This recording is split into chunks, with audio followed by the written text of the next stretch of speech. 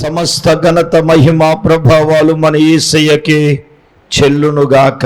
మన ప్రభు అయిన యేసుక్రీస్తు ప్రశస్త నామంలో ఈ రాత్రి ఇక్కడ కూడి ఉన్న దేవుని బిడ్డలైన మీకందరికీ, అలాగే విశ్వాసవాక్కు అని ఆధ్యాత్మికమైన కార్యక్రమాన్ని వీక్షించుచున్న మా శ్రోతలైన మీకందరికీ కూడా ప్రభు అయిన యేసుక్రీస్తు నామంలో అందరికీ కూడా హృదయపూర్వకమైన ప్రేమ వందనాలు.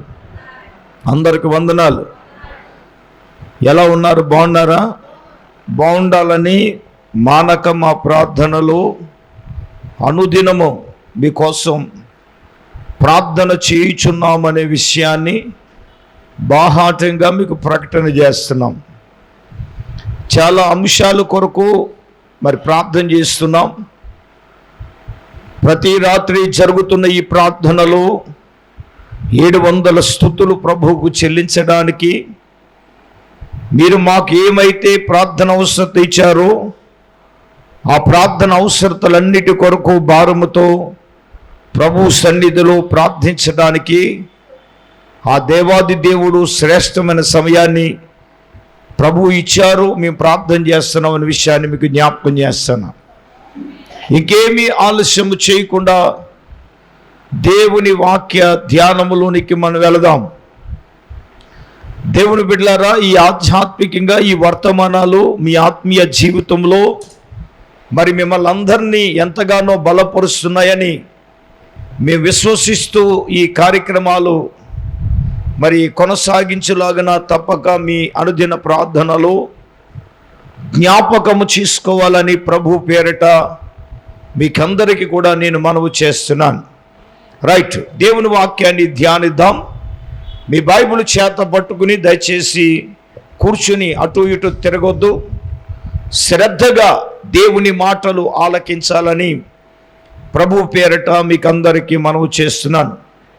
ఈ రాత్రి దేవుడు మనకిచ్చినటువంటి అంశం ఏదనగా, ప్రభుల వారు మనకిచ్చిన అంశం ఏదనగా, ఒక విశ్వాసి లేదా ఈ లోకంలో ఒక వ్యక్తి, దేవుని నమ్మిన బిడ్డలే లేదా ఎవరైనా సరే ఆధ్యాత్మిక చింతనలో క్రీస్తులో కొనసాగుతున్న బిడ్డలు ఈ రోజున దేవుడిచ్చిన అంశం ఏంటంటే, ఇలాగ అనుకోవద్దు. చెప్పండి అండి, ఇలా అనుకోవద్దు. అందరూ చెప్పండి, పక్కోళ్ళు మొఖం చూసి. ఇలా అనుకోవద్దు. మరి ఎలా అనుకోవాలి? చెప్పండి, ఇలా అనుకోవద్దు అంటే ఇలాగ ఎందుకు అనుకోవద్దు?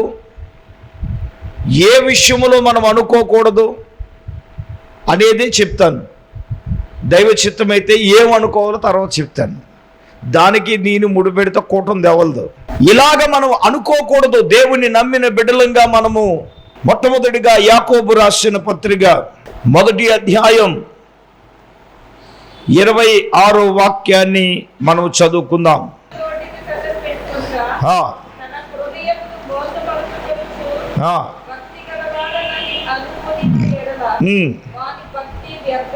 చూడండి, మొట్టమొదటి విషయం ఏమిటంటే, ముందంట నోటి కళ్ళెం పెట్టుకోవాలంట. 2, భక్తి గలవాడునని అసలు అనుకోకూడదంట. మాట్లాడతలేదేంటి? ఏం పెట్టుకోవాలి నోటికి? మనం లేనిది మనకు కళ్ళెం ఏంటి? నోటికి కళ్ళెం లేదు. భక్తి గలవాడునని మీరు ఎవరో కూడా ఏం అనుకోకూడదు. ముందుగా నీవు ఏం చేయాలి? నోటికి నువ్వేం చేయాలి? కళ్ళెం పెట్టుకోవాలి. చాలామందికి నోటికి కళ్ళెం లేదు. ఎలా పడితే అలా మాట్లాడతారు. అమ్మగారు పోయిన వారంలో 2 వారాల క్రితం ఈ నోరు గురించి, ఈ మాటల గురించి చాలా స్పష్టంగా సుదీర్ఘ ప్రసంగం చేశారు. చెప్పండి, నోటికి ఏం పెట్టుకోవాలి అంటే, కళ్ళెం పెట్టుకోవాలంటే గుర్రానికి పెట్టినట్టు నోటికి కళ్ళెం పెట్టాలా? చెప్పండి, కళ్ళెం అంటే ఏంటి? సరే, ఇది వేరొక విషయం. దావీదు మహారాజు అన్నాడు, నా నాలుకతో పాపం చేయకున్నట్లు నా నోటికి చిక్కం పెట్టుకున్నాను. ఏం పెట్టుకున్నాడు? చిక్కం వేరు, కళ్ళెం వేరు. అసలు మిమ్మల్ని అడుగుతాను, కళ్ళాలు ఏటికి కడతారండి? పూర్వకాలం ముత్తేశ్వరం నుంచి రేవు వరకు గుర్రబళ్ళు ఉన్న కోటబిల్ల వరకు బాగా తెలుస్తుంది. గుర్రబండి ఎప్పుడైనా చూశారంటే ఆ కళ్ళాళ్ళు ఏంటంటే కళ్ళుకు మూతలు పడతాయి. ఆ కళ్ళెం పెట్టి ఆడు కుడుకు లాగితే గుర్రం ఇలా తిరుగుతుంది. ఇలా లాగితే ఇలా తిరుగుతుంది. ఏమన్నా రెండు పట్టుకుని ఇలా లాగాడు అనుకో చెప్పడం ముందుకు వెళ్తుంది. మళ్ళీ మనమాట ఆ కళ్ళిం పెట్టక గనక, ఆ కళ్ళిం పెట్టకుండా కనుక గుర్రం బండి కనుక కట్టాడు అనుకోండి, గుర్రం ఎక్కడ ఉంటుందో ఏమండి, రథం అది ఎక్కడ ఉంటుందో, బండి ఎక్కడ ఉంటుందో తెలుసా మీకు?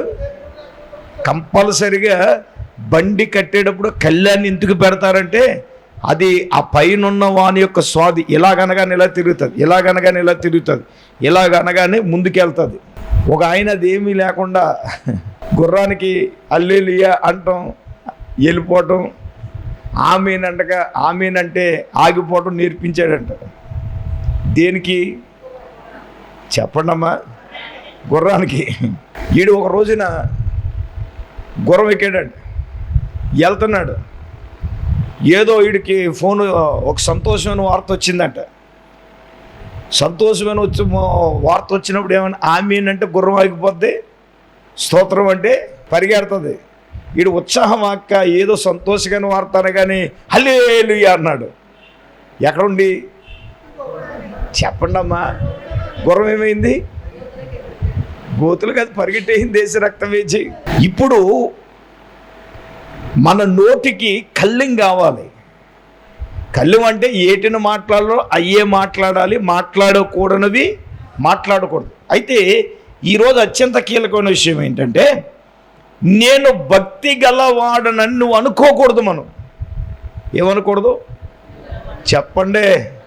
భక్తి గలవాడనని మనం అనుకోవడానికి వీలు లేదు. చూడండి, అపోస్తుడైన పౌలు యవనస్తుడైన తిమోతికి మాట్లాడుతూ ఈ విధంగా అన్నాడు. మొదటి తిమోతి రాసిన పత్రిక ఏమండి 6వ అధ్యాయం 20వ వచనం 21వ వచనం చదువుదామా?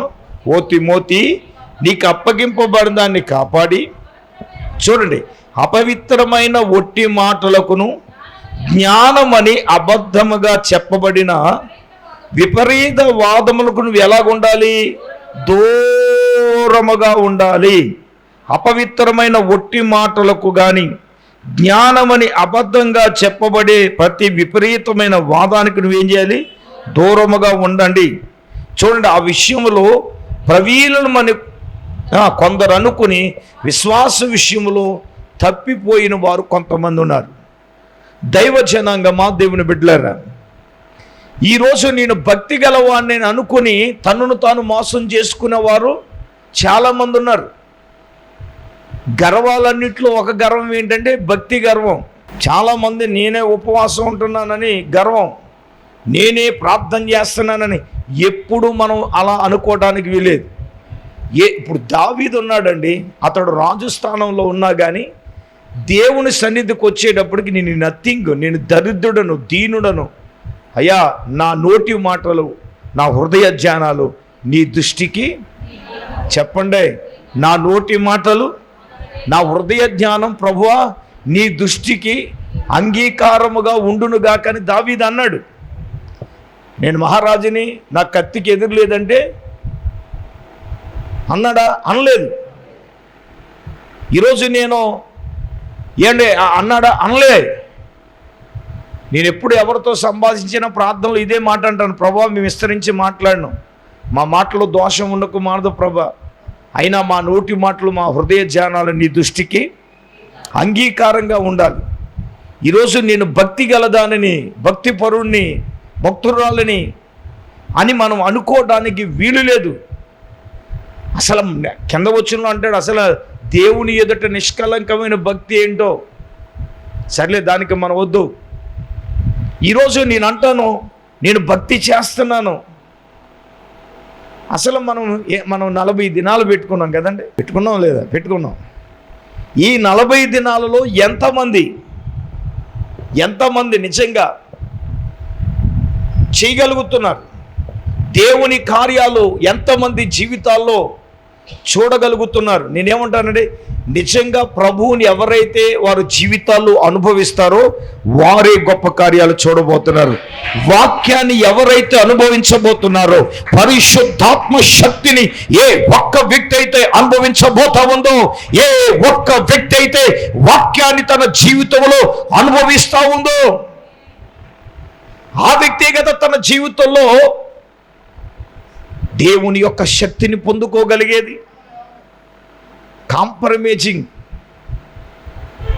సరిపోయింది, భక్తి చాలు, ఈ ప్రార్థన చాలు, ఈ వాక్య ధ్యానం చాలు, 3 రోజుల ఉపవాసం చాలు, ఫిక్స్ అయిపోయారు కొంతమంది. దేవుని స్తోత్రం. అసలు అలా అనుకోవడానికి లేదుగా. వాక్యం చెప్తా ఉంది, దేవుడు ఇది నాది ఈ భక్తి అని. నువ్వు చూడండి, అలా అనుకుంటే నీ భక్తి ఏమన్నాడు, అది ఏమన్నాడండి, ఒరే బాబు నా భక్తి అని నువ్వు అనుకుంటే అది ఏంట్రా నాయన, వ్యర్థమే, వ్యర్థమే. మనం అలాగ అనుకోవడానికి వీల్లేదు. ఈ భక్తి సరిపోదు, ఈ ప్రార్థన సరిపోదు, ఈ విశ్వాసం సరిపోదు, ఈ పరిశుద్ధ జీవితం సరిపోదు. ఇంకా పరిశుద్ధత నుంచి అధికమైన పరిశుద్ధతలోనికి వెళ్ళాలి. మహిమ నుంచి, చెప్పండి, అధికమైన మహిమలోనికి వెళ్ళాలి. ఇది చాలు అని నువ్వు అనుకోవడానికి వీల్లేదుగా. సరే, రెండో విషయానికి వెళదాం. రెండో విషయంలో యెషయా గ్రంథం 49వ అధ్యాయం 14వ వాక్యాన్ని దయచేసి మనం చదువుకుందాం. అయితే సియోను, యెహోవా నన్ను విడిచిపెట్టి ఉన్నాడని, చూడండి, ప్రభువు నన్ను మరిచి ఉన్నాడని, చూడండి, కొంతమంది అనుకొనిచున్నారంట. అమ్మ వినండి, దేవుడు నన్ను మరచి ఉన్నాడు, దేవుడు నన్ను విడిచి ఉన్నాడు, దేవుడు నన్ను మరచి ఉన్నారని మనము అనుకోకూడదు. కొంతమంది ఏమంటున్నారంట, చెప్పండి, ఎవరో కాదు, మనం కాదు, దేవుడిని అని చూడట్లేదు. మొన్న ఈ దినాల్లో కూడా ఒక్క మాట మొన్నే చెప్పాను అనుకుంటా, ఏంటి, దేవుడు మరిచిపోజాలడని చెప్పాను. 7 విషయాలు చెప్పాను, సాగిరి వేచేజారా. దేవుడు నన్ను, ఒకసారి చదువుదామా, ప్రభువు నన్ను మరిచి ఉన్నారని అనుకొనుచున్నారు. అసలు మనం అనుకోకూడదు అలాగా. దేవుడు నన్ను మరిచి ఉన్నాడని మనం అనుకోవడానికి వీల్లేదు. నేనేమంటానంటే, దేవుడే కనుక నిన్ను మర్చిపోయాడు అనుకో, ఊపిరాగిపోతే నేను ఇది చేస్తాను, మా ఆయనకి జాయింట్ బిర్యానీ చేస్తాను, ఊపిరింటేనే కదా చేసేది. చెప్పండి, ఏమీ లేకపోయినా ప్లాన్లు వేసేస్తారు, వేసే రక్త విజయం. అసలు దేవుడే మర్చిపోతే మనం ప్రాణంతో ఉంటామా? దేవుడే కనుక మర్చిపోతే ఉంటుందా? దేవుడే మర్చిపోతే ఇలా చెప్పుకెళ్తే ఇంత లిస్ట్ ఉంటుంది. నేను మొన్న అన్నాను, మనము పాపము చేసి అతిక్రమము చేసి మనము దేవుణ్ణి మర్చిపోవాలేమో కానీ దేవుడు ఎప్పుడూ కూడా మరిచిపోయే దేవుడు కాదు. ఆమేన్ చెప్పండి, ఆమేన్ చెప్పండి. అసలు దేవుడు మర్చిపోతాడు నువ్వు ఎలా అనుకుంటావు?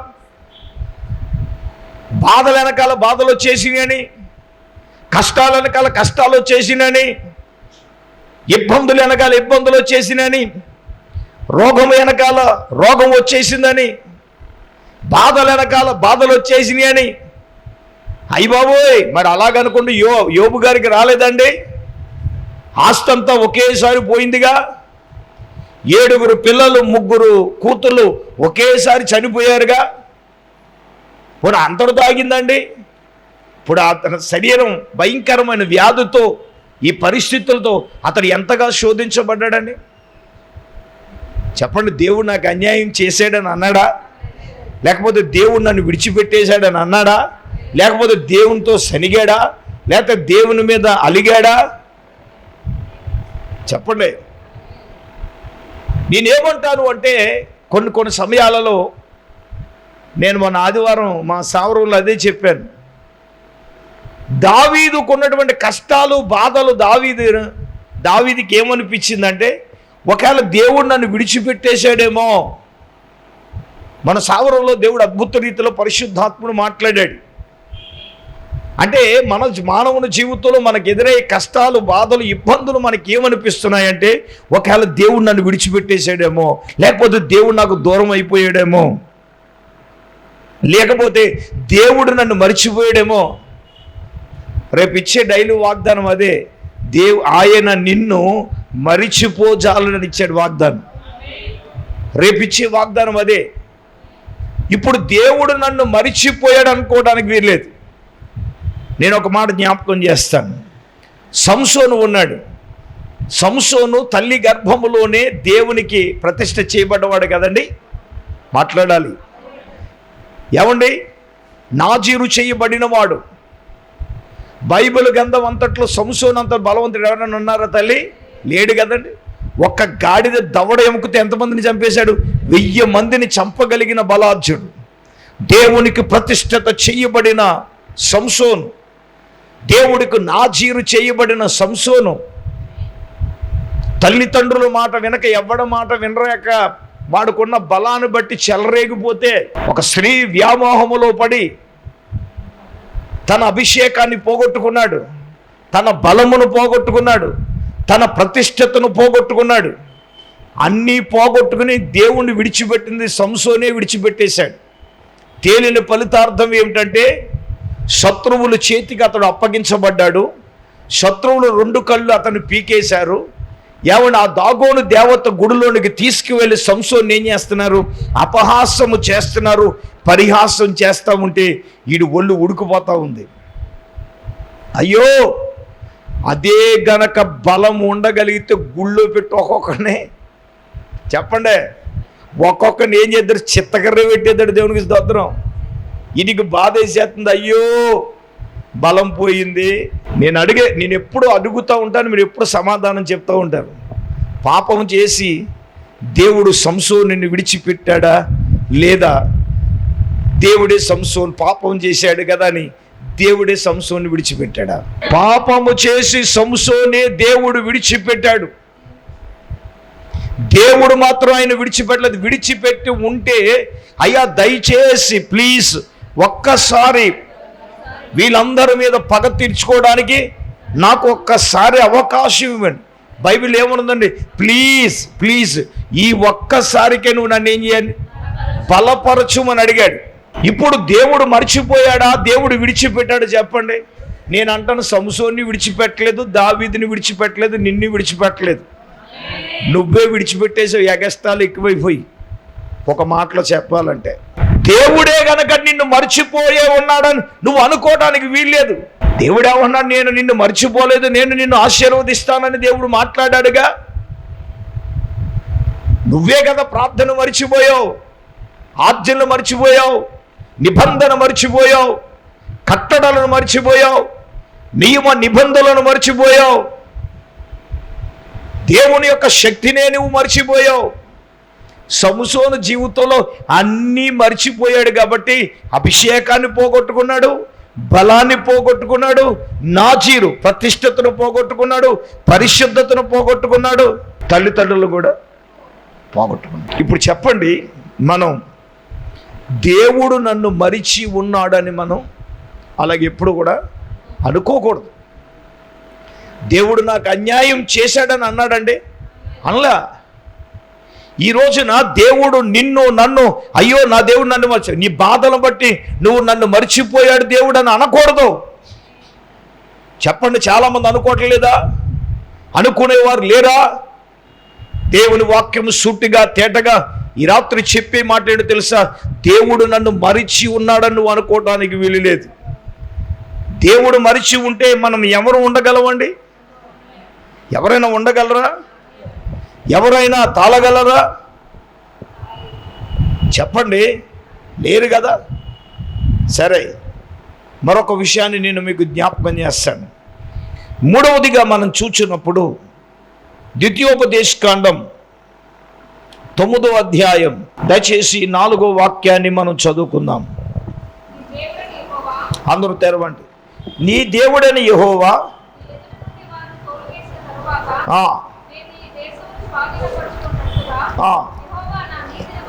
ఇది చూడండి, ఈ మాట చూడండి. యెహోవా నా నీతిని బట్టి, చూడండి ఇక్కడ ఏమంటున్నాడు? నా నీతిని బట్టి నన్ను ప్రవేశపెట్టునని మీరు అనుకోవద్దు. ఈ జనుల చెడుతనమును బట్టియే యెహోవా ఎదుట నుండి వారిని అంటే నేనేమంటానంటే నా నీతిని బట్టి అన్నీ జరిగిపోతున్నాయి నువ్వు అనుకోవద్దు. ఏంటి చెప్పండి, ఏమన్నాడు? ఇదిగో నా నీతిని బట్టి నేనే కానాను దేశములో ప్రవేశిస్తున్నాను. హలో, నీ నీతిని బట్టి అన్నీ జరుగుతున్నాయని అనుకోవద్దు. చాలామంది అంటే ఇది నా వల్లే అన్నీ జరిగిపోతున్నాయి, నా వల్ల ఇది అవుతుంది, నా వల్లే అది జరుగుతుంది, నా వల్లే మా పాస్టర్ ఇలాగ ఉన్నాడు, నా వల్లే మా పాస్టర్ అలా ఉన్నాడు, నా వల్లే మా పాస్టర్ ఇలాగుంది, నా వల్లే ఇలాగున్నారు, నా వల్లే అలాగున్నారు. హలో, నా నీతి వలనే ఇలాగవుతుందని నువ్వు ఎప్పుడు కూడా ఏమవకూడదు, అస్సలు అలాగ అనుకోవడానికి వీలు లేదు. కారణం ఏంటి? బైబిల్ ఏం చెప్తుంది? మానవుని నీతి మురుకు గుడ్డల వంటిదని వాక్యం చెప్తుంది. మానవుని నీతి వలన ఏది జరగదని పరిశుద్ధ గ్రంథమైన లేఖనాలు స్పష్టంగా చెప్తున్నాయి. ఎవరు మన నీతిని బట్టి పరలోకం వెళ్ళగలమా? మాట్లాడండి. మన నీతి స్వనీతి అండి. మన నీతి వలన ఏది జరగదు. నా నీతిని బట్టే నేను ప్రవేశిస్తున్నాను, నా నీతిని బట్టే అన్నీ జరుగుతున్నాయి, నా వలనే జరుగుతున్నాయి అనడానికి మనం నథింగ్ అండి. ఎప్పుడు మనం ఏమనకూడదు. చూడండి, మన మంగళగిరిలో కృపా సమాజం అనే మందిరం కాలిపోయింది. అది ఆ ఓపెనింగ్ ముందు ఆ దైవజనుడు ఏమన్నాడు తెలుసా? ఈ దీనుడి చేత ఈ మందిరం కట్టించడానికి నేను ఏపాటు వాడిని ప్రభా, నేనైతే నేను కట్టలేను, ఇది నా వలన అవ్వదు, నీ వల్లనే కట్టాం. కానీ అది ఏమైందో తెలుసా? షార్ట్ సర్క్యూట్ అయ్యి మొత్తం ఇంచుమించు 4 కోట్లు ఎంతో చర్చి ఒక్కట కూడా మిగలలేదండి. చర్చికి సంబంధించిన కారుతో సహా అన్నీ కూడా ఏమైపోయినాయండి? దగ్నమైపోయినాయండి, ఏమీ మిగలలేదు. అంతకుముందు దైవజనుడు ఓపెనింగ్ రోజున, అయ్యా నా వలన ఏం కాదయ్యా, నేను ఎటువంటి వాడిని, నాకు హృదయం చెల్లించిపోయింది. నిజంగా కొంత చేసేటప్పటికి మనం ఏం విర్రవీగిపోతూ ఉంటాం. నేను ఒక ఖాళీ సమయంలో నేను పైకి వెళ్ళినప్పుడు ప్రశాంతంగా నేను ఆ పై చర్చలో ఉన్నప్పుడు నేను ఒకటే అనుకున్నాను, ప్రభువా నీవు నా వలన ఏం అవ్వలేదు ప్రభా, నా వలన ఏమి అవదు నాయన. ఈ దీనుడు పట్ల మేము 1000 రూపాయలు ఖర్చు పెట్టి తాటాకులు తెచ్చుకుని నేయించుకోలేని ఉన్న మా స్థితికి నీవు మాకు ఇది ఇచ్చావు అంటే అది కేవలం నీ కృపను బట్టే నాయన అనే దానికంటే నేనేమనుకోండి, ఇప్పటికి నాకు ప్రశ్నార్థకం ఎలాగ అయ్యిందని నేను అనుకుంటాను. అంతేగాని ఇప్పటికి నేను చెప్తాను నా వల్ల ఇది అవుతుంది అది చేస్తుందని ఎప్పుడు కూడా మనం చెప్పుకోవడానికి వీల్లేదండి. ఇదిగో నా నీతిని బట్టే అన్నీ ఇలా జరుగుతున్నాయి, నా వల్లనే ఇలా జరుగుతుంది, నా వల్లే ఇలా జరుగుతుంది అని ఎప్పుడు ఎన్నడూ కూడా మన జీవితాల్లో మనం అనుకోవడానికి వీల్లేదు. ఇశ్రాయేలీయులతో అన్నాడు, ఇదిగో నా నీతిని బట్టి మేము కానాన్లోనికి ప్రవేశిస్తామని మీరు అనుకోనవద్దు. ఈ జనుల చెడుతనమును బట్టి యెహోవా నీ ఎదుట నుండి వారిని ఏం చేస్తాడు? చూడండి, నీవు వారి దేశమునకు వచ్చి దానిని స్వాధీనపరచుకున్నటకు నీ నీతి అయినను నీ హృదయ యథార్థత అయినను ఏతువు కాదు. హల్లెలూయా. ఆ పరమ కానాల్లో ప్రవేశించాలంటే నీ నీతి కాదు కదండి, ఉందా లేదా? నీ నీతి కాదు, నీ హృదయ యథార్థత అయినను ఏతువు కాదు. నీ సునీతి వలన అసలు అది జరగదు. ఆ జనులు చెడుతనమును బట్టి యెహోవా నీ ఎదుట నుండి దేవుడే వారిని వెలగొడతాడు. ఏమంటే దేవుడు ప్రవేశిస్తేనే కదా వాళ్ళు ప్రవేశించింది. అలా అనుకుంటే ఎంతమంది ప్రవేశించారు? 2 కదండి. చెప్పడం 2 ఎవరు? యెహోషువ, కాలేబే కదా. మనం అలాగ అనుకోవడానికి ఏం లేదు. ఒక ఆయన అంటే నాకు ఆశ్చర్యం వేసింది, దేవుడు కృప ఉంటే నేను రేపు పొద్దున్న ఇలా చేస్తాను అలా చేస్తానని అనుకోవాలి, అంతేగా నేనే చేస్తానంటే మంచం మీద గుండె ఆగిపోతే ఏం చేస్తాం? ఇప్పుడు మొన్న ఒక మోడర్న్ ఆవిడ ఫిట్నెస్ డైట్ మెయింటైన్ చేసి ఆవిడే సుమారుగా 43 సంవత్సరాలు ఏమో అనుకుంటా, ఫిట్నెస్ ఉంది, డైట్ కూడా చేసింది, ఈ ఎక్సర్సైజులు కూడా చేసింది. కానీ హార్ట్ అటాక్ వస్తే అర్థమవుతుందా? సడన్గా ఏమైంది తెలుసా? చనిపోయింది. వాడు డైట్ చేస్తున్నాడు గుండె నొప్పి రాదని లేదు, డైట్ చేస్తున్న వాడికి ఎక్సర్సైజ్ చేస్తున్న వాడికి గుండె నొప్పి రాదనేది లేదు. అందుకే దేవుని కృప ఉంటే నేను ఎలా చేయగలను, అలా చేద్దాం. అందుకే దేవుని చిత్తమైతే వస్తానంటాం. దేవుడు అంటున్నాడు, నీ నీతి వలన కానీ నీ హృదయ యథార్థ బట్టి వెళ్ళడానికి అది హేతువు కాదు. నువ్వు అస్సలు అలాగ అనుకోవటానికి ఇర్లేదు.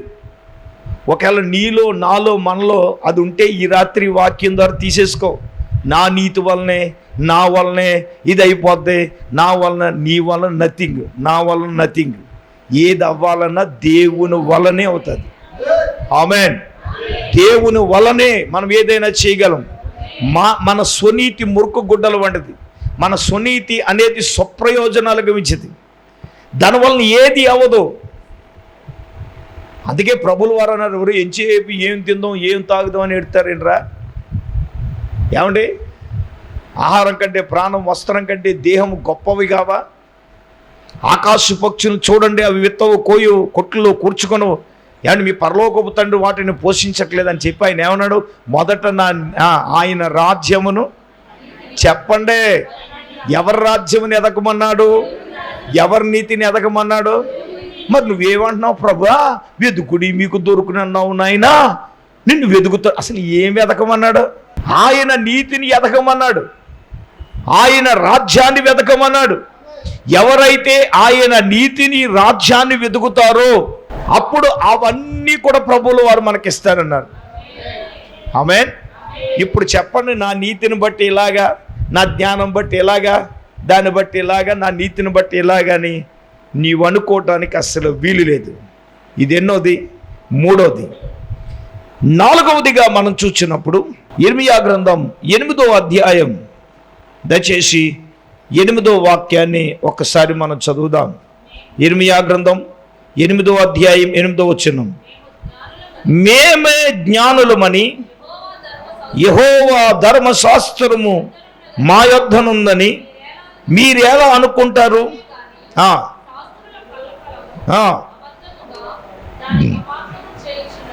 చూడండి, నాలుగవదిగా మేమే జ్ఞానులమని మీరు అనుకోవడానికి వీలు లేదు.